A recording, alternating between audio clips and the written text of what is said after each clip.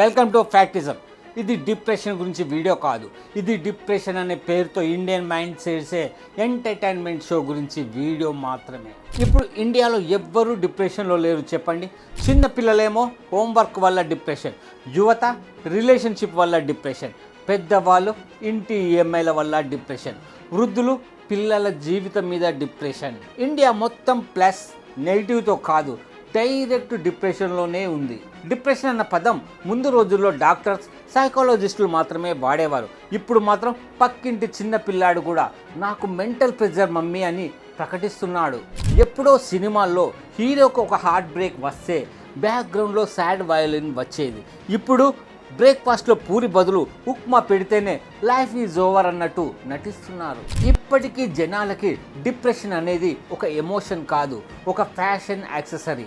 కళ్ళపై పెద్ద పెద్ద sun glasses, చేతిలో కప్పు కాఫీ, ముఖంలో మాత్రం ప్రపంచమంతమవుతుందన్న సాడ్నెస్ లుక్తో యార్ డిప్రెషన్ యార్ అంటూ ఇన్స్టా రీల్ కూడా చేసేస్తున్నారు.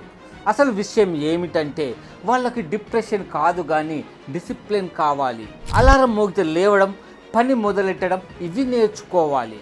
ఇక్కడ డిప్రెషన్ కాదు బాస్, ఓపిక, బాధ్యత, కాన్స్టెన్సీ లేకపోవడమే. ఇప్పటి పిల్లలు అబ్బో 5 ఏళ్ల వయసులోనే స్ట్రెస్ గురించి మాట్లాడేస్తున్నారు.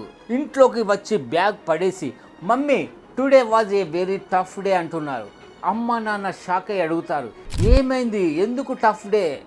పిల్లాడు మాత్రం టీచర్ నాకు స్మైల్ ఇవ్వలేదు, అంతేకాదు నా డ్రాయింగ్కి స్టార్ కూడా పెట్టలేదు. ఇందులో స్ట్రెస్ ఏంటి? జ్యుడిషియరీ కూడా ఇంత సెన్సిటివ్గా రియాక్ట్ అవ్వదు. మరొకటి ఏంటంటే స్నాక్స్ టైంలో బిస్కెట్స్ ఇచ్చారు కానీ అతనికి చిప్స్ కావాలి, వెంటనే ఐఎమ్ అప్సెట్, ఐఎమ్ స్ట్రెస్డ్ అని డిక్లరేషన్ ఇస్తాడు. ఈ జనరేషన్ పిల్లలకి డిప్రెషన్ కాదు, స్ట్రెస్ ప్యాకేజ్ ముందే ప్రీలోడెడ్ వచ్చేసింది.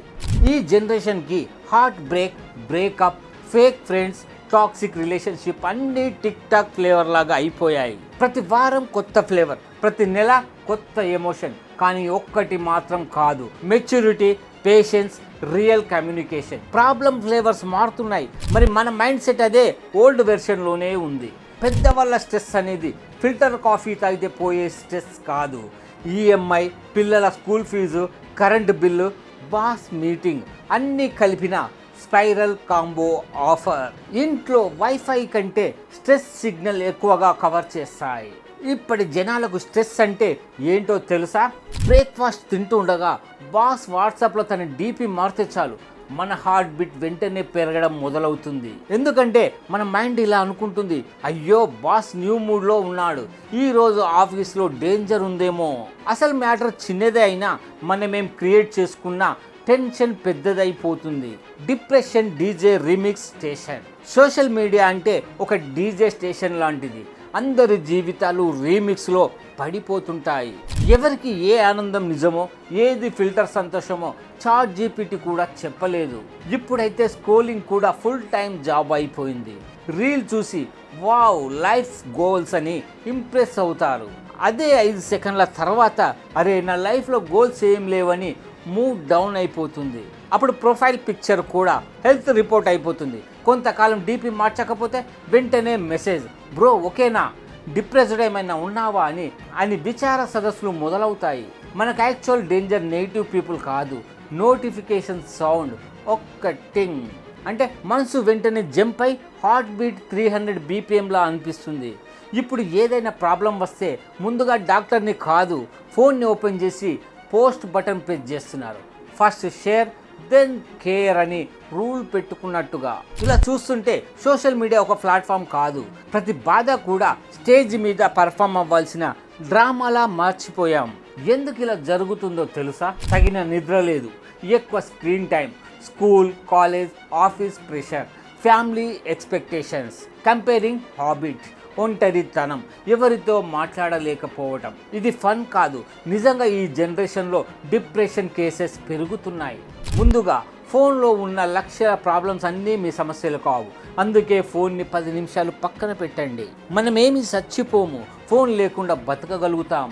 ఒక్కసారి బయటికి వెళ్ళి నడవండి, ముఖానికి గాలి తగిలితే రీఫ్రెష్ అవుతారు.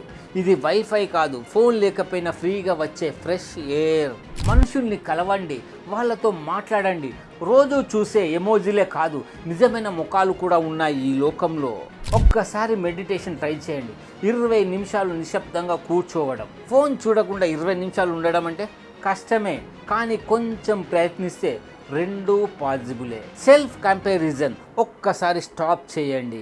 ఎవరి ఫోటోలో ప్యారిస్ కనిపిస్తే అది వారు వెళ్ళిన ప్యారిస్ కాకపోవచ్చు. ఫోటోషాప్ ప్యారిస్ అయ్యే అవకాశం కూడా ఎక్కువే. స్ట్రెస్ని బాటిల్లో ప్యాక్ చేసి ఫ్రిడ్జ్లో పెట్టండి, కానీ బాటిల్ మీద స్ట్రెస్ డ్రింక్ అని రాయకండి.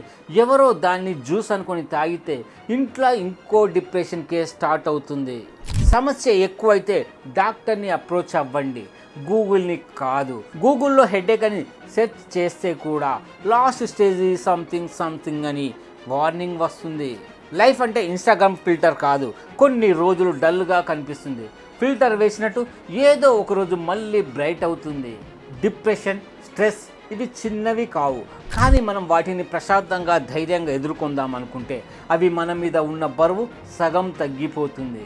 మీ మనసు ఏమనుకుంటుందో ఒక్కసారి నిజంగా వినండి. మీకు మీరు కొంచెం ప్రేమ, శ్రద్ధ ఇస్తే డిప్రెషన్కి మీ మీద హక్కు ఉండదు. గుర్తుంచుకోండి, జీవితం ఇతరులను ఇంప్రెస్ చేయడానికి కాదు, రీల్స్లో పర్ఫెక్ట్గా కనిపించడానికి కాదు, మీరు నిజంగా సంతోషంగా ఉండటానికే. స్ట్రెస్ అనిపిస్తే దాన్ని దాచుకోకుండా ఇలా చెప్పండి, స్ట్రెస్ నువ్వు కాదు నా బాస్, నా జీవితం ఎలా ఉండాలో నేనే నిర్ణయిస్తా. ఈ వీడియో నచ్చితే 10 మందికి షేర్ చేయండి. మరో మంచి సబ్జెక్ట్తో మళ్ళీ కలుద్దాం. బాయ్.